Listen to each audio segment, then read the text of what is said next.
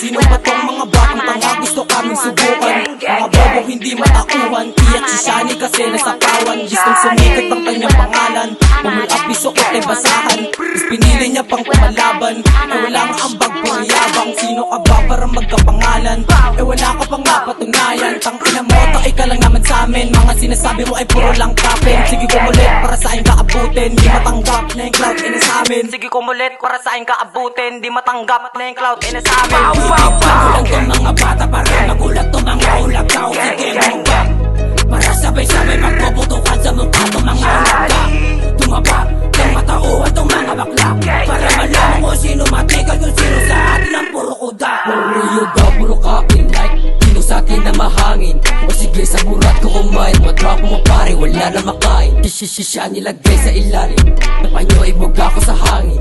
O sige kumulit na malaki, matrapo mo